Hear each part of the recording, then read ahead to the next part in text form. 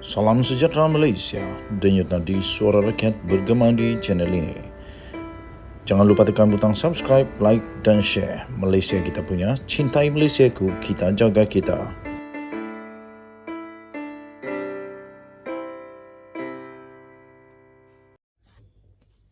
Salam sejahtera Malaysia, denyut nadi suara rakyat bergema di channel ini. Anwar, Presiden UMNO. Wow, tengok tajuknya memang luar biasa. Tengok tajuknya boleh terkejut sampai keluar air hingus. Anwar Presiden UMNO. 25 tahun yang lalu Anwar dipecat oleh Tun Mahathir daripada UMNO. Beliau juga kemudiannya being humiliated di banyaklah insiden memalukan Datuk Seri Anwar Ibrahim setelah dia dipecat daripada UMNO. Insiden memalukan, insiden menyakitkan, insiden mencederakan, macam-macam lagi lah yang dialami Datuk Seri Anwar Ibrahim. Dan selepas beliau dipecat daripada UMNO, dibuang keahlian daripada UMNO, akhirnya beliau membuka PKR, menjadi presiden, dan seterusnya menjadi Perdana Menteri. Kuang. Tapi tajuk ini, Anwar Presiden UMNO. Kamu setujukah kalau Anwar jadi Presiden UMNO? Saya tidak setuju. Sebab kenapa? Perjuangan UMNO dan perjuangan PKR tidak sama. Dia orang punya cara perjalanan pun tidak sama. Macam-macam lagi lah.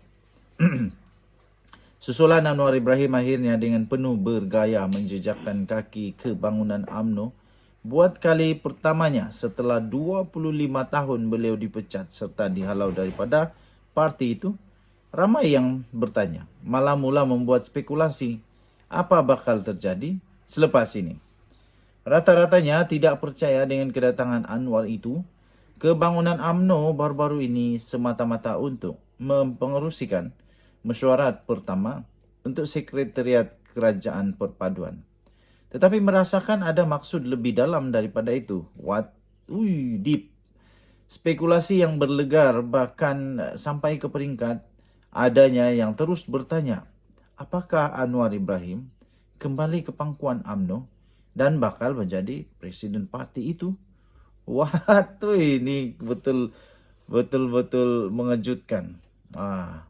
Menelusuri perjalanan politik Anwar selama ini, beliau diakui beliau memang seorang yang tidak pernah diam daripada berstrategi. Ketika dalam penjara pun beliau merancang berbagai strategi. Ini kan pula setelah duduk sebagai Perdana Menteri. Secara umumnya, selain untuk mempengerusikan mesyuarat Sekretariat Kerajaan Perpaduan itu, setujunya Anwar dengan mesyuarat itu diadakan di bangunan UMNO bukanlah secara kebetulan atau disebabkan tiada pilihan premis yang lain. Tetapi sebagai Perdana Menteri yang suatu ketika dahulu pernah dipecat daripada UMNO, selain untuk menunjukkan hubungan dan penerimaan parti itu terhadapnya, kesediaan Anwar merendah diri hadir ke bangunan UMNO, disertai sekali lagi merendahkan diri dengan sedia untuk sekadar menjadi makmum solat maghrib yang diimamkan oleh Dr. Ashraf Wajdi Disuki. Beliau dengan sendirinya terlihat amat mengagumkan. Sebagai Perdana Menteri, jika mahu memilih untuk bersikap ego, Anwar boleh saja meminta mesyuarat Sekretariat Kerajaan Perpaduan itu diadakan di Putrajaya atau di mana-mana tempat yang lebih bersesuaian kerana ia adalah urusan yang berkaitan dengan kerajaan. Tambahan lagi, DAP yang barangkali masih janggal untuk memijak pejabat UMNO turut sama hadir dalam mesyuarat itu. Begitu juga sebagai pemimpin gerakan Islam yang memang biasa menjadi imam solat sejak dari dulu lagi, tiada masalah dan tidak bersalah jika Anwar memilih untuk menjadi imam solat maghrib di bangunan UMNO itu. Namun, kerana jiwa besar dan sebahagian adab menghormati tuan rumah, memilih menjadi makmum adalah lambang pekerti dirinya yang terpuji. Apapun kunjungan Anwar ke bangunan UMNO buat kali pertama kali ini disertai oleh ramai ahli UMNO sendiri, teruja dan mengambil kesempatan bergambar dengannya. Spekulasi mengenai kehadiran beliau itu dan hubungan PKR dengan UMNO terus menjadi buayan. Buayan pula. Bualan di sana sini sampailah sekarang. Okey, panjang dia punya dia punya artikel. Kamu boleh baca di sabudin.com.net. Soalan saya mudah saja, pendek. Kamu suka main buayan kah? Buayan. Bukan buayan lah, bualan. Setujukah kamu kalau Datuk Seri Anwar Ibrahim menjadi pengerusi presiden? Bukan pengerusi, menjadi presiden UMNO. Setujukah kamu? Sila tinggalkan komen. Bye-bye. Salam sejahtera Malaysia. Denyut nadi suara rakyat bergema di channel ini. Hari ini tuan-tuan dan puan-puan, bertarikh 14 April 2023. Akhirnya Parlimen dibuka semula dengan kejutan-kejutan yang lebih besar. Kali ini Parlimen dimulakan dengan satu titah yang amat serius daripada Seri Paduka Baginda yang di-Pertuan Agong. Titah di mana mengejutkan 222 ahli Parlimen seluruh Malaysia. Saya percaya titah daripada Baginda yang di-Pertuan Agong ini mengejutkan, malah banyak juga yang mungkin terasa pedasnya padan muka. Padan muka. Tuan-tuan dan puan-puan, Agong bertitah tidak mungkin ada kemelut politik jika episod sebelum pengunduran PM7 tak berlaku. Itu titah daripada Seri Paduka Baginda yang di-Pertuan Agong. Siapakah Perdana Menteri yang ketujuh itu? Negara tidak akan berdepan dengan kemelut politik yang berpanjangan jika kejadian yang membawa kepada peletakan jawatan Perdana Menteri yang ketujuh tidak berlaku. Demikian titah daripada yang di-Pertuan Agong. Menurut Al-Sultan Abdullah Riayatuddin Al-Mustafa Billah Shah, apa yang berlaku itu membawa politik Malaysia berada dalam keadaan yang tidak menentu. Sekali lagi, anda boleh komen, siapakah Perdana Menteri yang ketujuh itu? Sebab saya dah lupa-lupa ingat. Menyampaikan titah diraja semasa istiadat pembukaan mesyuarat pertama untuk penggal kedua Parlimen ke-15 di Dewan Rakyat pada hari ini, di Parlimen pada hari ini, Baginda mengimbas semula bagaimana kemelut politik tanah air bermula berlaku. Ia kemudiannya membawa kepada pertukaran 4 Perdana Menteri. 4 Perdana Menteri dalam satu panggal. Ini luar biasa.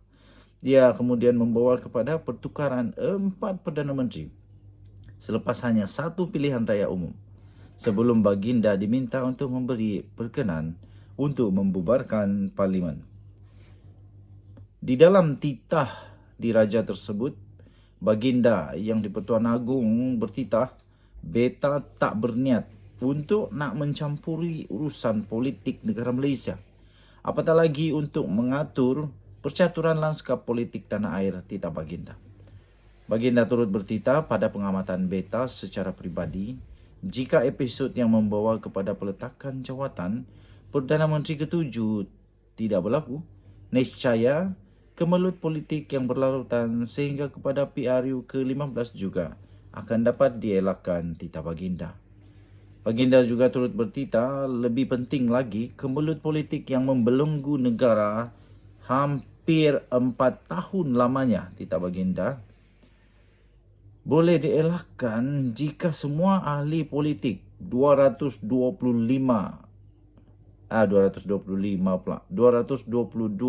MP.